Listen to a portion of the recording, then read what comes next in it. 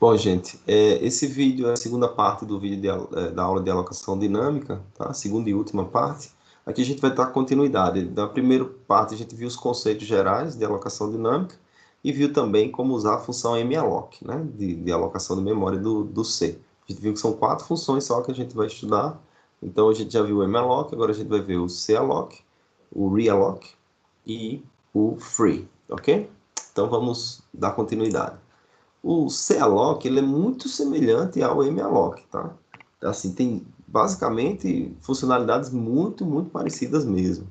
Então aqui ele serve para alocar memória, mesma coisa. Daqui a pouco eu vou dizer quais são as principais diferenças. A funcionalidade é bem básica aqui, só que aqui ele recebe 2 parâmetros. Lá ele só recebia um parâmetro que era a quantidade de bytes. Então se eu quisesse 50 inteiros, eu fazia 50 vezes size of int. Nesse caso aqui, se eu quiser 50 inteiros, eu vou fazer 50, vírgula, que é o outro parâmetro, size of int, tá? Então, assim, é bem semelhante, né? A única diferença aqui é que aqui eu passo a quantidade, né, de posições do tamanho de um inteiro, por exemplo. Então, é basicamente a mesma coisa, tá? Não tem grande diferença, o uso é bem parecido. Qual que é a diferença principal? O calloc ele vai atribuir zero para todos os elementos. Se eu inicio aqui, se eu faço a alocação de memória para 1000 posições, ele vai atribuir zero para essas 1000 posições. O malloc não faz isso, ele só faz alocar a memória e apontar para a primeira posição, tá? Vantagens e desvantagens. Aqui você garante que tudo já está inicializado com zero. É um pouco mais lento, você vai ter que gastar, por baixo ele vai gastar tempo para atribuir para zero todas essas posições de memória, ok? O malloc não garante isso, mas em geral os primeiros usos, quando você tem um programa que você faz um malloc só, em geral, ele vai estar com tudo zero também. Agora, quando você vai alocando, desalocando, alocando, desalocando, aí você começa a ter espaços de memória que já foram utilizados. Quando você vai ver que você faz o malloc, você pega a memória que já tem conteúdo, tá? Então, essa é a principal função deles dois. O uso é bem parecido. Aqui tem a alocação do ponteiro P, né? Na linha 5, ele declara um ponteiro P. Na linha 6, ele faz a alocação com malloc, é 50 vezes o tamanho de inteiro, né? E o cast aqui. E testa se for nulo, ele disse que não teve memória, e agora depois um exemplo de alocação com calloc, ponteiro P1 na linha 11, na linha 12 ele fazendo a alocação de memória, cast do mesmo jeito, tá? Que o malloc, calloc, e aqui você passa 50, em vez de vezes, e o size of int, né? Que é o tamanho do inteiro. Se for nulo, né, ele vai dizer que tem memória. Não teve memória, depois ele terminou, tá? É só um exemplo simples dos protótipos dessas funções, ok?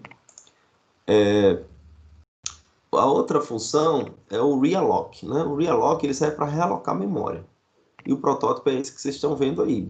Fica bem parecido, né? Você vai passar o ponteiro, né? Nesse caso agora você passa o ponteiro e passa o tamanho.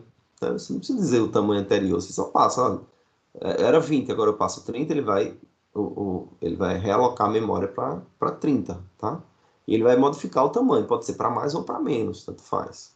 Tá? Então vamos supor que você tem um programa que leu muitos registros de um arquivo, por exemplo, mas agora ele não precisa mais. Então, para que você vai ficar com tanta memória alocada? Você pode diminuir, tá? Então, ele modifica o tamanho, né, do ponteiro que foi passado aí como parâmetro, esse PTR daí, para o tamanho específico que foi passado, né? E como eu falei, pode ser maior ou menor do que o original. Aqui tem um exemplo do realloc, tá?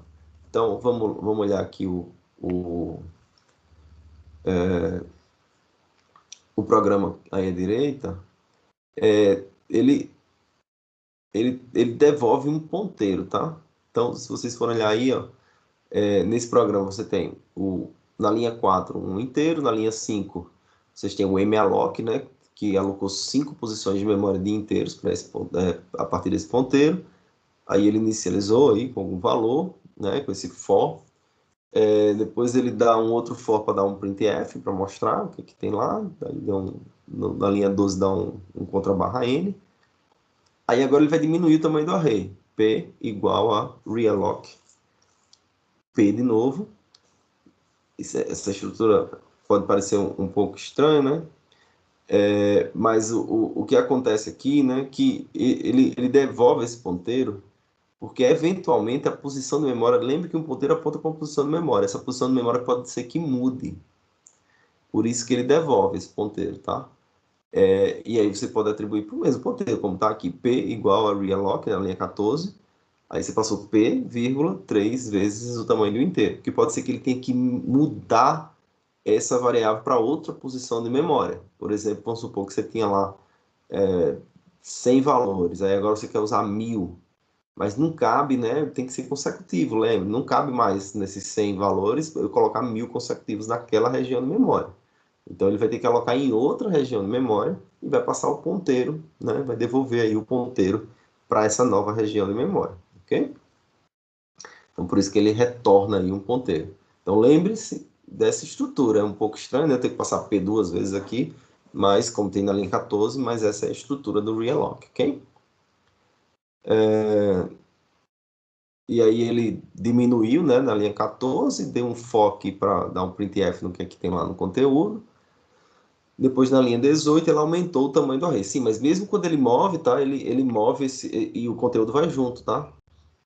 Então, não perde nenhuma informação, não. Se ele faz um realloc, por exemplo, para uma outra região, ele tinha 100 posições, agora ele mudou para uma outra região de memória, porque agora eu preciso de 1000.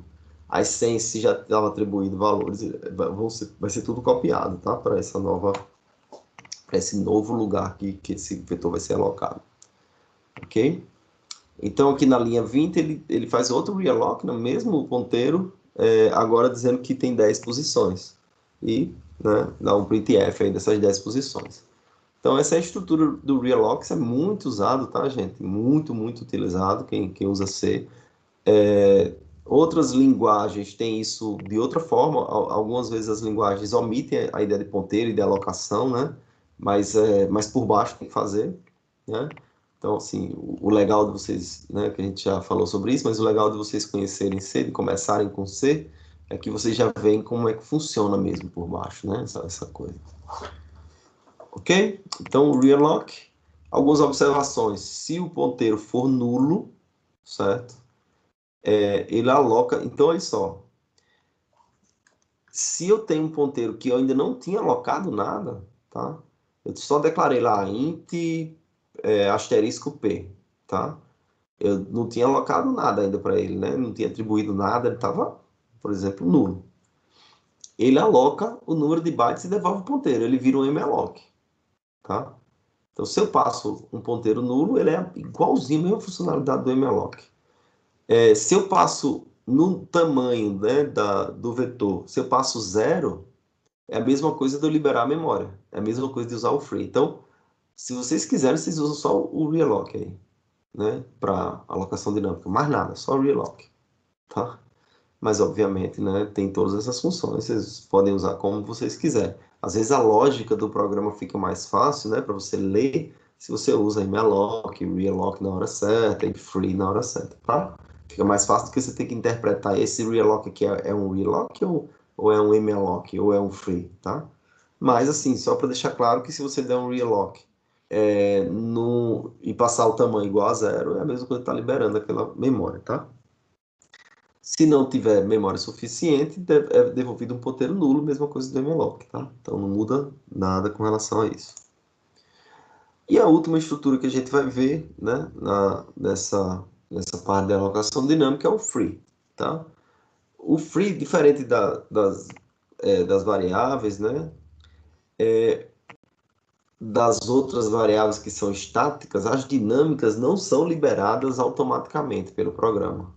Então, tem que fazer o free depois. Toda vez que você faz a alocação dinâmica, tem que liberar a memória depois. Quando a gente aloca a memória dinamicamente, a gente vai liberar com essa estrutura, com o free, ou com o realloc passando tamanho zero, tanto faz. Mas tem que liberar a memória. Então, assim, gente, programação em C, a parte de gerência dessa memória que está sendo usada, as variáveis, etc., fica muito a cargo do programador. Então, vocês têm que ter cuidado na hora que forem fazer isso, tá? Então, para liberar a memória, basta passar o parâmetro para a função free, o ponteiro, né, do que você quer, do início da memória que você quer desalocar. certo? Como é que o programa sabe quantos bytes devem ser liberados, né? Quando a gente aloca a memória, o programa guarda o número de bytes alocado numa tabela de alocação interna. Tá? Então, isso não é a gente que controla. Então, vamos supor que eu aloquei um ponteiro com 10 posições, depois mudei para 100, depois mudei para 1000, depois voltei para 5. Aí eu dou um free só nesse ponteiro. Internamente, ele tem uma tabela de alocação que ele sabe o tamanho. Aí ele vai fazer ele vai, né, liberar essa memória no tamanho correto, tá? Adequado. Então, você não precisa mais saber qual é o tamanho dessa variável nesse momento, não. Você só passa um ponteiro, tá? Então, aqui tem um exemplo do free, tá? Na linha 4, você tem a declaração de um ponteiro P, de uma variável inteira I, e na linha 5, você está fazendo a alocação, né, dinâmica desse ponteiro P, né, com 50 posições de inteira, um vetor de 50 posições. Teste se é nulo, né, nas linhas 6 até 10. Na linha 11, ele está fazendo atribuição dos valores desse vetor, das 50 posições de vetor. Na linha 14, imprime esses valores, vou mostrar em tela. Depois que ele terminou de fazer tudo que ele queria fazer, aqui é bem simples, ele simplesmente libera a memória ali no 18, na linha 18, free p, tá? O que é que acontece se você não liberar a memória? Vai dar erro? Não vai dar erro, mas não vai ser liberada essa memória. Vai demorar um tempo o sistema operacional perceber que isso não está sendo usado e liberar essa memória. Então, muitas vezes você já deve ter percebido programas que vão para a memória e fica lá e ocupa a memória e demora para sair, tá? Então, isso não é legal em termos de alocação de memória. O ideal é, o programa saiu, libera a memória, ok? Vamos ver só mais umas coisinhas aqui. A gente falou que o free, né, ele é usado simplesmente passando o ponteiro, como está aqui na linha 18. Mas vamos ver agora o que acontece. Aqui a gente viu um ponteiro simples, né? E se for um ponteiro duplo para uma matriz? Como é que faz para alocar e desalocar a memória desse cara, tá? É um pouquinho diferente. Então vamos ver como é que funciona. Se for triplo, aí é seguir a mesma lógica que eu vou mostrar aqui para o duplo. Então vamos ver esse programa daqui, que tem uma função só para alocar a matriz. Então veja, se vocês forem fazer um programa que tem, vamos supor, coisas de álgebra linear, que precisa alocar matriz o tempo todo, o legal é ter essas funções aqui, para você alocar através dessas funções, vai facilitar a vida. Eu quero alocar uma matriz, ó, então ele vai retornar, veja que na linha 4, né, no protótipo dessa função, ele retorna inteiro, mas é um ponteiro duplo. Tá?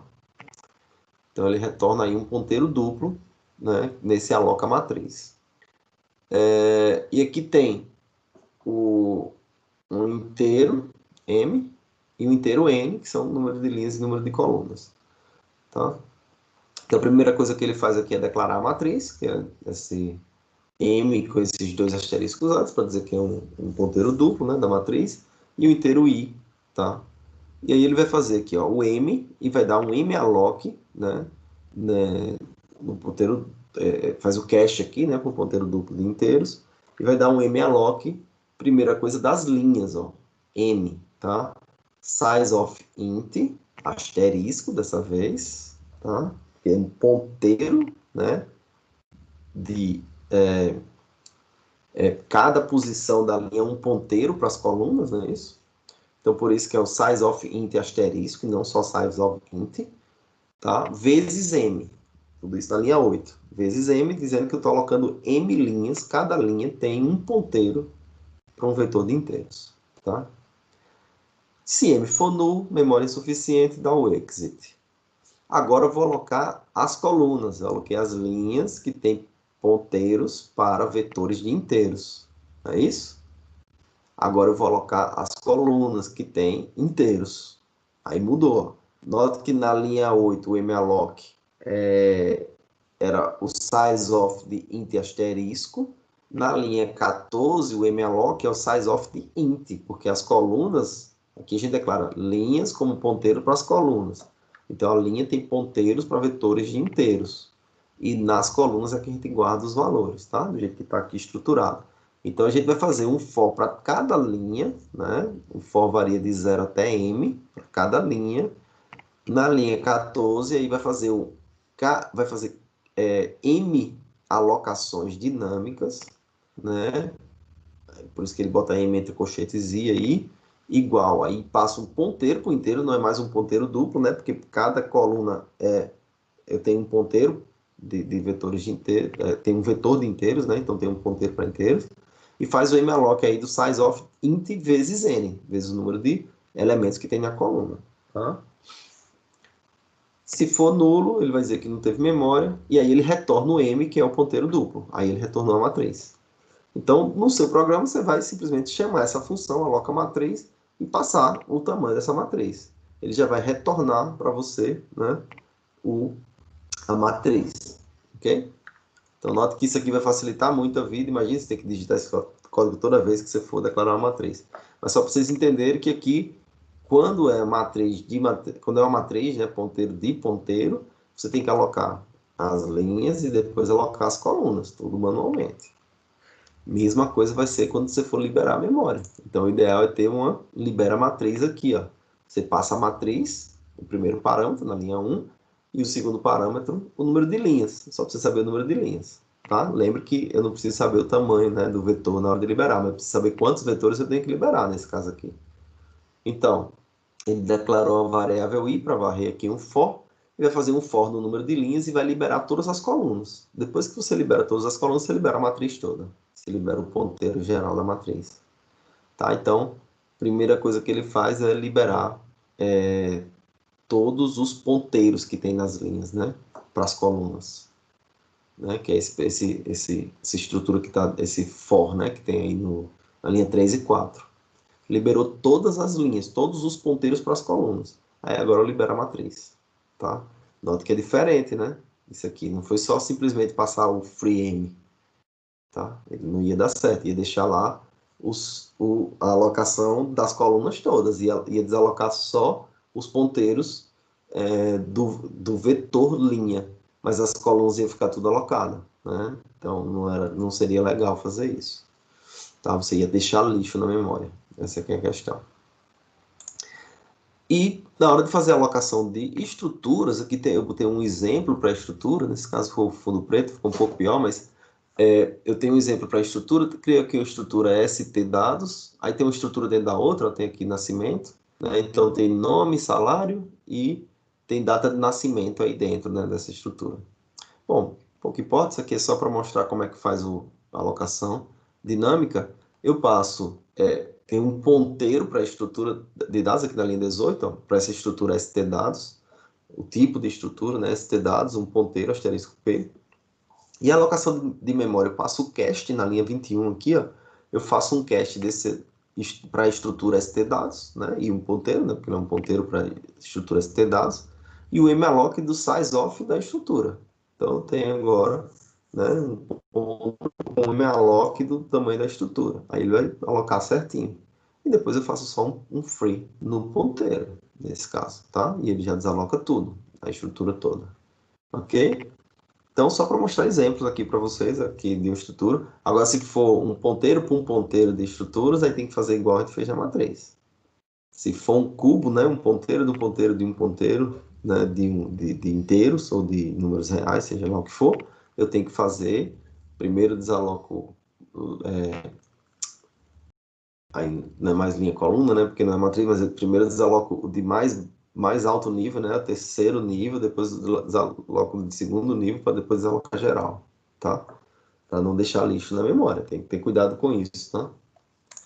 E agora vocês já podem entender, né, a piada que tem nessa camisa. Salve as baleias, alimente os famintos e libere os malocs. Ok? Seja um bom moço. Isso é o que está dizendo aí, uma boa moça, tá? Isso é o que está dizendo aí nessa camiseta. Bom, gente, com isso a gente finaliza a parte de alocação dinâmica de memória, tá? Espero que tenha sido suficiente para esclarecer. A gente vai ter ainda as atividades síncronas para tirar as dúvidas e ver detalhes disso daí, ok? Então, obrigado aí pela atenção e até mais.